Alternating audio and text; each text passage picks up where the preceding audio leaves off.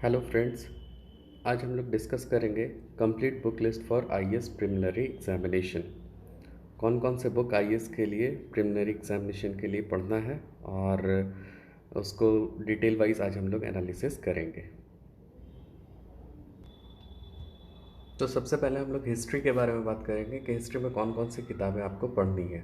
तो सबसे पहले sixth, seventh, eight, tenth, 11th and 12th की एनसीईआरटी की आपको किताब खरीद लेनी है और स्टडी चैप्टर वाइज चैप्टर आपको धीरे धीरे आगे बढ़ना है। सबसे पहले 6th क्लास की पढ़नी है, फिर 7th, फिर 8th, फिर 10th के सिर्फ आपको देखना है जो हिस्ट्री ऑफ इंडिया है उसके बारे में। हिस्ट्री ऑफ द वर्ल्ड आपको नहीं पढ़ाई करनी है, उसमें एक इंडिया के बारे में, इंडियन इंडिपेंडेंस कैसे विन किया था, महात्मा गांधी के क्या क्या रोल थे, 11th क्लास में दिया हुआ, और 12th में एनसीईआरटी पढ़ना है। और जो ये करना है बेसिकली, ये जो 10th की किताब है, सॉरी ये 10th की किताब में मैंने बताया कि जो भी आपको पढ़ना है वो इंडिया से रिलेटेड पढ़ना है, वर्ल्ड के रिलेटेड नहीं पढ़ना। 11th और 12th ओल्ड एनसीईआरटी की किताब आपको खरीद के पूरी की पूरी पढ़नी है। उसके बाद एंशियंट हिस्ट्री में रामशरण शर्मा की किताब आपको पढ़ना है। मेडिवल हिस्ट्री में सतीश चंद्रा, ये अच्छी किताब है, इसको आप पढ़ सकते हैं।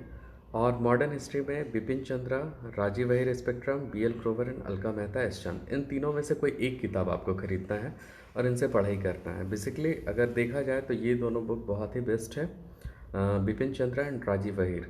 राजीव अय्यर एक पुराने आईएएस ऑफिसर है जिन्होंने ये किताब लिखा है और ये किताब भी बहुत अच्छी है, और बिपिन चंद्रा की भी किताब बहुत अच्छी है। और बीएल ग्रोवर एंड अलका मेहता आपको जब मेंस एग्ज़ाम लिखना होगा तो राइट ऑफ करने के लिए बहुत ही अच्छे तरीके से उसमें question and answer, positive and negatives आपको हिस्ट्री के बारे में दिया गया है। नाउ अब हम लोग बात करेंगे आर्ट एंड कल्चर के बारे में। तो आर्ट एंड कल्चर में आपको किताब खरीद लेना है नितिन सिंघानिया का। नितिन सिंघानिया की किताब से आपको आर्ट एंड कल्चर के बारे में पूरा विवरण मिल जाएगा, बहुत ही डिटेल्ड वाइज इसमें लिखा गया है चैप्टर को। अगर आप पढ़ेंगे तो आर्ट एंड कल्चर के क्वेश्चंस आराम से कर पाएंगे। तो ये तो हो गया इतिहास के बारे में। अब हम लोग बात करते हैं ज्योग्राफी के बारे में, यानी कि भूगोल के बारे में। तो इसमें बेसिकली आपको 6th class, 7, 8, 9, 10th, 11th and 12th total NCERT की किताब आपको पढ़नी है। ये बेसिक कॉन्सेप्ट्स है, these are the basic concepts which you have to memorize all the concepts, all the terminology from this chapters. आपको पूरा डिटेल्ड वाइज में जाकर इसको पढ़ना होगा और देखना होगा कि कौन कौन से टर्मिनोलॉजी ज्योग्राफी में यूज़ किया गया है। अगर आप इसको पढ़ लेते तो आपको पूरा का पूरा बेसिक्स क्लियर हो जाएगा। फिर भी अगर इसके बाद पढ़ने के बाद आपको लगता है तो फिर India and the world Mahesh Kumar Barnwal की किताब खरीद कर पढ़ सकते हैं। अच्छी किताब है, बहुत ही अच्छे तरीके से वर्णन किया हुआ है ज्योग्राफी के बारे में। इंडिया एंड द वर्ल्ड किताब है महेश कुमार बर्णवाल का, इसको ले सकते हैं। और एक चीज़ जो है यहाँ पे, certificate physical and human geography, Goh Cheng Leong का, ऑक्सफोर्ड पब्लिकेशन का, it's a must for UPSC prelims. तो आप इसको खरीद कर और बेसिकली इसको पढ़ाई करें। इसमें बहुत ही डिटेल्ड वाइज एनालिसिस और 1-2 questions, 3 questions, 5 questions every time इससे आपको मिलेगा। इस बुक से आपको यहाँ क्वेश्चन आपको यूपीएससी में मिलेगा। उसके बाद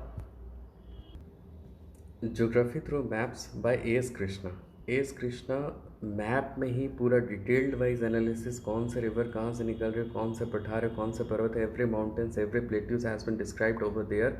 as Krishna through the maps. आपको मैपिंग से रिलेटेड क्वेश्चंस यूपीएससी हर साल 2 से 3 पूछती है। इंडियन मैपिंग के लिए ज्योग्राफी थ्रू मैप सबसे इंपॉर्टेंट है, जिससे आप मैप पूरा क्लियर कर पाएंगे। आप कितना भी टॉपिक पढ़ ले, अगर मैपिंग अगर आपका बढ़िया नहीं है तो ज्योग्राफी बढ़िया नहीं है। It means you have to brush up your knowledge in the map section, so you have to follow the geography through maps by AS Krishna. Next Atlas आपको लेना है ओरिएंट ब्लैक स्वन का। ये एटलस बहुत ही बेहतरीन है यूपीएससी के लिए। वैसे आप इसके अलावे ऑक्सफोर्ड का भी एटलस ले सकते हैं, ऑक्सफोर्ड पब्लिकेशन का। एक स्कूल एटलस आता है और एक जनरल एटलस आता है, तो आप स्कूल एटलस खरीदें इसका। बट अगर आप ओरिएंट ब्लैक स्वान फॉलो कर रहे हैं तो ऑक्सफोर्ड खरीदने की ज़रूरत नहीं पड़ेगी। तो अगर आपके शहर में अगर अवेलेबल नहीं तो आप ऑक्सफोर्ड पे भी जा सकते हैं, but one of the best for UPSC is Orient Black Swan atlas. Now next we move to the topic polity. Polity में आपको कौन कौन सी किताबें पढ़नी है। पॉलिटी के लिए बेसिकली आप लोगों को 9th, 10th, 11th and 12th की एनसीईआरटी की किताब थोरली स्टडी करनी है बेसिक कॉन्सेप्ट्स के लिए। और अगर आपके पास बेसिक कॉन्सेप्ट्स डेवलप हो गया then you have to move to the Indian polity, M Lakshmikanth के द्वारा लिखा गया है। This book has been written by M Lakshmikanth, और ये वन ऑफ द मतलब बाइबल कहा जा सकता है यूपीएससी के बुक के लिए, क्योंकि इसमें जितने भी क्वेश्चंस आते हैं, अगर एम लक्ष्मीकांत आप बढ़िया तरीके से पढ़ें तो क्वेश्चंस आपके छूटेंगे नहीं। तो एम लक्ष्मीकांत अगर एक किताब आपने पढ़ लिया है तो इसके अलावा कोई ज़रूरत नहीं है कि कोई नेक्स्ट किताब या नए किताब को पढ़ें। हाँ, इसमें बेसिकली आपको पॉलिटी में, करंट अफेयर्स में देखते रहना होगा कौन कौन सी चीज़ें ऐड हुई, कौन कौन सी चीज़ें मतलब रिमूव हुआ। और एक चीज़ और है कि आपको अपडेट रहना होगा, और इसका जो भी एम लक्ष्मीकांत का आप बुक खरीदते हैं, लेटेस्ट एडिशन खरीदो, उसमें सब चीज़ कंपाइल करके दिया हुआ रहता है। उसके अलावा अगर आप चाहते हैं तो डीडी बासु भी पढ़ सकते हैं if you have a time. But मेरा अगर कहना है तो आप एक बुक पे स्टिक रहें, एम लक्ष्मीकांत पे, और बेसिक टर्मिनोलॉजी के लिए 9, 10, 11, 12 का एनसीईआरटी का थोड़ा स्टडी करें, जिससे आपको बेसिक कॉन्सेप्ट समझ में आ जाएगा पॉलिटी का। तो पॉलिटी में कुछ ज़्यादा पढ़ने की ज़रूरत नहीं है, आप बेसिकली फॉलो करें एम लक्ष्मीकांत को और 9, 10, 11 एंड 12 एनसीईआरटी को। अब हम लोग चलते हैं इकोनॉमिक्स पे। इकोनॉमिक्स पे क्या क्या पढ़ना है वो हम लोग देखते हैं। तो इकोनॉमिक्स के लिए बेसिकली स्टूडेंट्स आप लोग क्लास 11th एंड 12th का एनसीईआरटी इकोनॉमिक्स का पढ़ लें, और 12th में एक माइक्रो इकोनॉमिक्स आता है, एक मैक्रो इकोनॉमिक्स आता है। You have to read macro economics.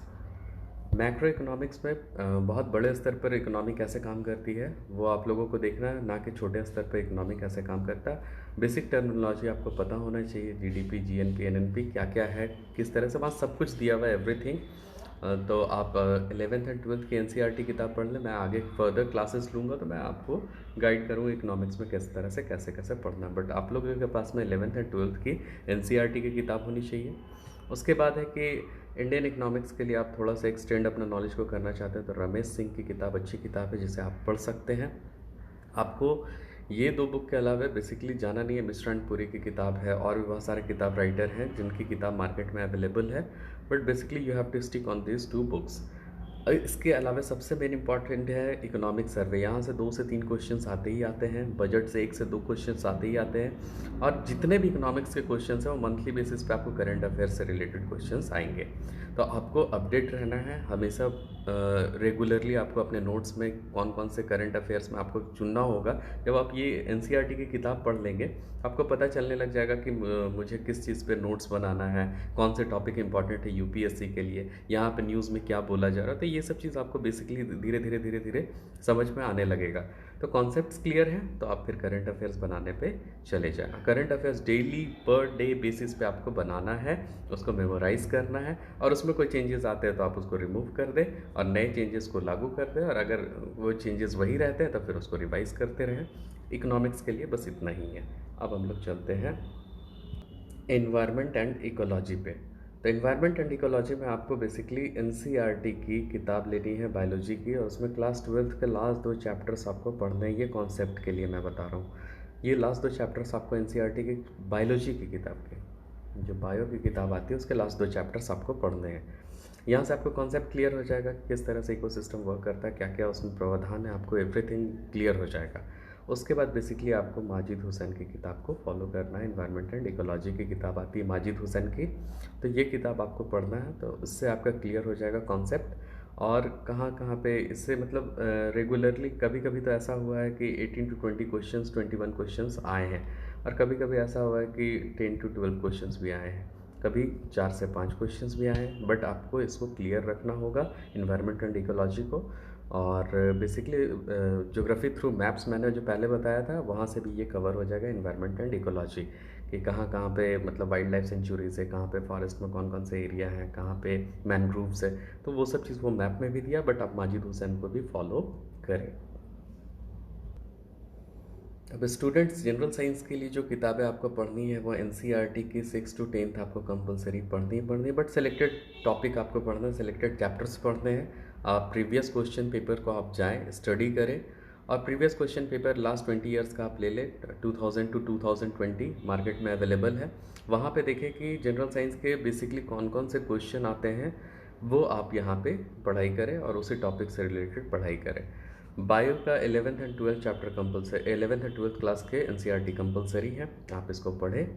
Science and take के लिए टीएमएच की पब्लिकेशन की एक किताब आती है मार्केट में, और भी बहुत सारे किताब अवेलेबल है, बुक्स अवेलेबल है, वहाँ से जाके आपको जो पसंद है वो खरीद ले। सबकी कंटेंट सामान्य रहती है, आप जिस भी कंटेंट को पढ़ेंगे आपको अच्छे से जनरल साइंस क्लियर होगा। लेकिन बेसिक टर्मिनोलॉजी के लिए 6 to 10 पहले पढ़ लें, उसके बाद फिर science and tech TMH publication पे मूव कर सकते हैं। यहाँ पे सबसे मोस्ट इंपॉर्टेंट है कि आपको एक CSIR मैगजीन आती है, CSIR पब्लिकेशन का council for scientific and industrial research की मैगजीन है, वो हर मंथ पब्लिश करती है। आप इस मैगजीन को मार्केट से खरीदें, जो मैगजीन का नाम है साइंस रिपोर्टर। तो साइंस रिपोर्टर आप जाके खरीदें और इससे साइंस की जितने भी घटनाक्रम हैं उसको देखें। इसके अलावे राज्यसभा टीवी प्रोग्राम चलाती है साइंस एंड टेक के ऊपर में, उसके आप एपिसोड्स जाके वहाँ पे देख सकते हैं। उससे भी आपके कॉन्सेप्ट बहुत हद तक क्लियर हो जाएंगे। तो इसमें और ज़्यादा कुछ करने का ज़रूरत नहीं है। करंट अफेयर्स पे ध्यान रखें कि कौन कौन से टेक्नोलॉजी में डेवलपमेंट हो रहे हैं और क्या क्या बदलाव हो रहा है, बायोटेक में क्या क्या परिवर्तन हुए हैं, जैसे कोविड-19 है तो उसके बारे में क्या क्या है, मतलब डिटेल वाइज में एनालिसिस करें करंट अफेयर्स को, जनरल साइंस के करंट अफेयर्स को।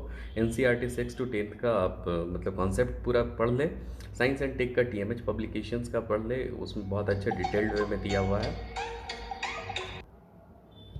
ना। अब हम लोग बात करेंगे करंट अफेयर्स की। आपको करंट अफेयर्स में किस तरीके से तैयारी करना है। तो सबसे मोस्ट इम्पॉर्टेंट सेक्शन है इसका करंट अफेयर्स का। आपने बेसिक क्लियर कर लिया, आपने सब कुछ कर लिया, बट करंट अफेयर्स अगर आपने नहीं किया तो लगभग 50 क्वेश्चंस आपके छूटेंगे, अप्रॉक्स 40 to 50 क्वेश्चंस, क्योंकि कहीं ना कहीं करंट अफेयर्स वो रिलेट करते हैं वो कॉन्सेप्ट्स। और आपके जितने भी बेसिक्स है अगर आपने क्लियर किया है और करंट अफेयर्स नहीं पढ़ा है तो क्वेश्चंस मान के चलिए आपके छूटेंगे, और ये ही डिटरमाइन करता है आपके सिलेक्शन को। तो जितना स्ट्रांग आपका करंट अफेयर्स होगा, जितना आप डिटेल वाइज में अगर एक बार कॉन्सेप्ट बना लिए तो फिर करंट अफेयर्स को ब्रशअप करते रहना है और कॉन्सेप्ट को देखते रहना है। तो सबसे पहले आपको करंट अफेयर्स के लिए the Hindu newspaper and Indian express, लोग एक से भी काम चलाते बट मैं रिकमेंड करूँगा कि दोनों आप न्यूज़पेपर मंगाएं, दोनों को डिटेल वाइज पढ़ें, क्योंकि ये मेंस में आपके काम आएंगे। कहाँ पे काम आएंगे? पीटी में तो आएंगे ही आएंगे, मेंस में, क्योंकि मेंस में फिर 3 महीने का टाइम मिलता है। अगर आपने पीटी क्रैक कर लिया तो मेंस में ज़्यादा वक्त नहीं मिलता है। और जब आप मेंस की तैयारी के लिए आप देखेंगे तो द हिंदू और इंडियन एक्सप्रेस आपने पढ़ा है तो बहुत से व्यू पॉइंट्स यहाँ पे चेंज होते हैं। आप उस व्यू पॉइंट पे जाकर अपने मेंस के आंसर को लिख सकते हैं और बहुत ही प्रभावी तरीके से लिख सकते हैं। तो आपको ये दोनों न्यूज़पेपर मंगाना है, पढ़ना है, थोरली इसके नोट्स बनाने हैं और स्टडी करना है। उसके अलावा एक योजना मैगज़ीन और एक कुरुक्षेत्र मैगज़ीन आपको लेना है। बेसिकली कुरुक्षेत्र में उतना डिटेल्ड वाइज में नहीं दिया रहता, मतलब वो ग्रामीण क्षेत्रों को कवर करता, बट योजना आपको कंपलसरी पढ़ना ही पढ़ना है। कुरुक्षेत्र देख लेना है, जो जो इंपॉर्टेंट टॉपिक है आप उससे सेलेक्ट कर लें, उसके नोट्स बना लें। और बेसिकली योजना और कुरुक्षेत्र का एक IAS बाबा एप्लीकेशन है माइंड मैप के लिए, उसको आप डाउनलोड करें उसके माइंड मैप को। तो आप ज़्यादा टाइम डेडिकेट नहीं करना चाहते योजना कुरुक्षेत्र मैगज़ीन पर, तो आप उसके माइंड मैप को डाउनलोड करें और बुक से रिलेट करके देखते चले जाएँ कौन कौन सी आपको पढ़नी है। तो इससे आपका टाइम भी कम कंज्यूम होगा और आपके नोट्स भी बनते चले जाएंगे।